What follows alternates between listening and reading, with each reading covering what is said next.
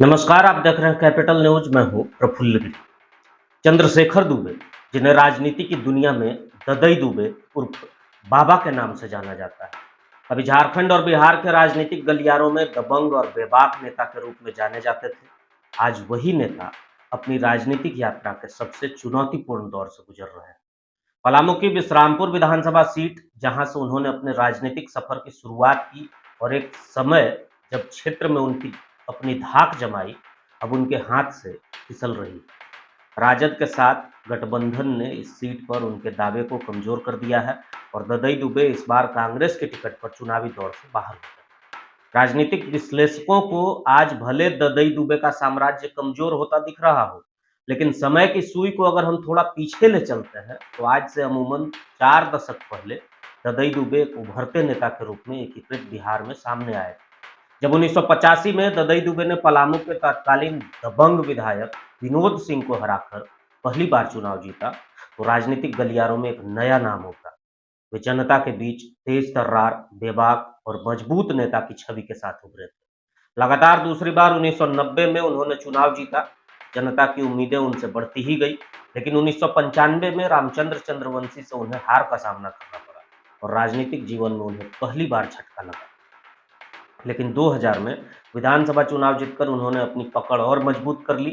उनकी जीत केवल उनकी व्यक्तिगत सफलता नहीं थी, बल्कि पूरे विश्रामपुर क्षेत्र के लोगों की जीत मानी जाती थी, जिन्होंने अपना प्रतिनिधि मानकर उन्हें विधानसभा भेजा था। लेकिन जब उन्होंने 2004 में धनबाद से लोकसभा का चुनाव जीता, तो ददई दुबे के लिए भले ये उनके करियर का नया अध्याय था, लेकिन पलामू के विश्रामपुर की जनता के लिए निर्णायक मोड़ था। विश्रामपुर की जनता तो उन्हें अपना प्रतिनिधि मानती थी, वो अब खुद को ठगा महसूस करने लगी, क्योंकि बाबा का ध्यान अब विश्रामपुर से हटकर धनबाद पर ज्यादा केंद्रित हो गया था। कुछ अनुभवी राजनीतिक धुरंधरों के मुताबिक 2009 में विधानसभा चुनाव जीतने और मंत्री रहते बाबा की प्राथमिकताएं बदल चुकी थी। जनता के साथ उनके संवाद की कमी और क्षेत्रीय समस्याओं से दूरी ने उन्हें कमजोर किया। 2014 और 2019 में लगातार 2 बार विधानसभा चुनाव हारने के बाद यह साफ हो गया कि उनकी राजनीतिक पकड़ अब पहले जैसी नहीं रही। समय के साथ कांग्रेस पार्टी में उनकी साख भी घटने लगी। एक समय में ददई दुबे पार्टी के मजबूत स्तंभों में से एक माने जाते थे, लेकिन पिछले कुछ वर्षों में वे पार्टी में भी एक हाशिए पर चल रहे नेता बन गए।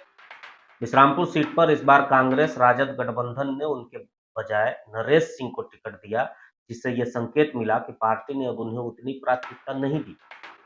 अब सवाल उठता है कि क्या यह चुनाव उनके करियर का अंत है? क्या उनका राजनीतिक करियर समाप्त हो चुका है? एक समय के दबंग नेता जो हर चुनावी मुकाबले में अव्वल माने जाते थे, अब राजनीतिक हाशिए पर खड़े हैं। उनकी लगातार 2 हार, क्षेत्रीय समर्थन में कमी और पार्टी के अंदर घटता प्रभाव इस बात की ओर इशारा करता है कि उनके लिए राजनीतिक वापसी का रास्ता बेहद कठिन हो सकता है। लेकिन यदि हम इतिहास के पन्नों को उलटते हैं तो इस निष्कर्ष पर पहुंचते हैं कि राजनीति में कोई भी नेता अस्थायी रूप से नहीं हारता। ददई दुबे, जो एक जमीनी नेता रहे हैं, अभी भी राजनीति में वापसी कर सकते हैं, अगर वे सही समय पर सही रणनीति अपनाते हैं। उन्हें जनता के साथ अपने रिश्ते सुधारने, उनकी समस्याओं को समझने और जमीनी स्तर पर काम करने की जरूरत है। अगर वे ऐसा कर पाते हैं तो ये उनके करियर का पुनर्जन्म हो सकता है। ददई दुबे के पास राजनीतिक अनुभव, जनाधार और नेतृत्व क्षमता है। उन्हें बस जनता से फिर से जुड़ने और अपनी पुरानी राजनीतिक गलतियों से सीखने की जरूरत है। राजनीति में वापसी करना कठिन है, लेकिन असंभव नहीं। अब ये उनके ऊपर है कि वे उस चुनौतीपूर्ण समय को कैसे देखते हैं। क्या ये उनके करियर का अंत होगा या वे इसे एक नए सफर की शुरुआत मानते हैं। सूत्रों के मुताबिक ददई दुबे मैदान में आने का मन भी बना रहे हैं, लेकिन आने वाला समय ही बताएगा कि ददई दुबे अपने राजनीतिक जीवन को किस दिशा में लेकर जाएंगे। लेकिन एक बात स्पष्ट है, राजनीति में जब तक आप मैदान में हैं, कुछ भी संभव है।